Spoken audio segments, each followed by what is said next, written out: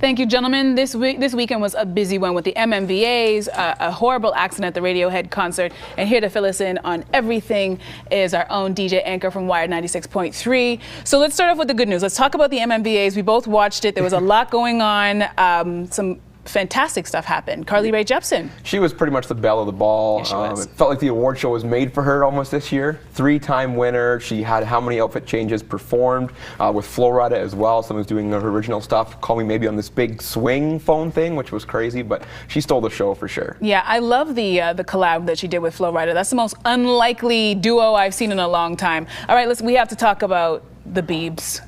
It would not be an MMVA without talking about Justin Bieber.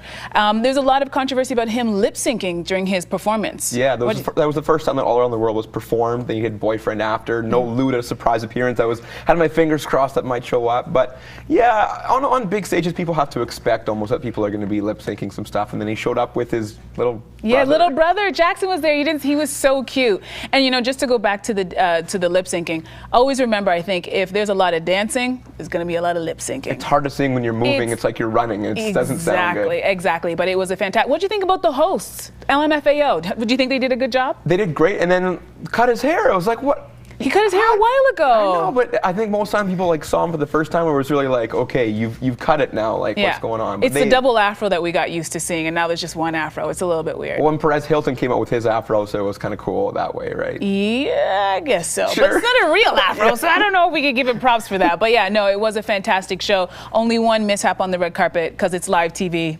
Drake's Entourage won an award, and I heard there was a language issue. Yes, they dropped an F-bomb, and they only got about 5 seconds of TV time. That's what happened. So listen, I say in a live telecast like that, you only get one of those, you consider yourself very lucky. And also, let's talk about Mariana's Trench. They always come in to the red carpet in a big way, and this year they came in on... I didn't even see that part. The bouncy castles. You didn't see them. Oh, yeah, they came out of the bouncy castles and they were waiting there the whole time. Yeah. And then Josh had the top hat on. Yeah. I don't know if everyone knows, he produced Call Me Maybe, so that's a big accolade. Oh, wow. That's a big feather in his cap. Good stuff. All right, so let's move on to the Drake-Chris Brown fight that everybody's talking about this weekend. I heard everybody's getting sued. What's the latest? The latest is that Chris Brown actually apologized to Drake on Twitter because Drake called him like an internet thug, and after he apologized, that he just like, I'm not taking your apology. So the beef is now escalated, so to speak. Come on. I had no idea that happened. All right. Now we're almost out of time. Let's talk about what happened at Radiohead concert in Toronto. Very unfortunate news. Stage collapsed. Drummer, sound tech actually ended up being killed from the collapse. 40,000 people were waiting, so let's say they're lucky that all the audience and crowd and fans weren't in there when that happened.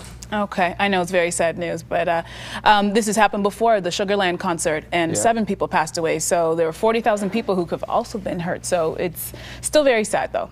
All right, and let's talk about iTunes Top 5. Yeah, we've got a board here, throw them up in Saskatoon. Top 5 rock this week. Nickelback still holding strong in Saskatoon. Lullaby, you always see some classics on there. Journey, Don't Stop Believing. New music from Billy Talent, Viking Death March, who they weren't at the MMVAs, which is a bit of a surprise. Volbeat, A Warrior's Call, and Soundgarden. It's actually Live to Rise off the Avengers soundtrack, which is set to be re-released and maybe the biggest movie of all time if it does get re-released. Awesome. Well, good stuff. Thanks for filling us in. Now let's head over to Mike, who has a look at our weather.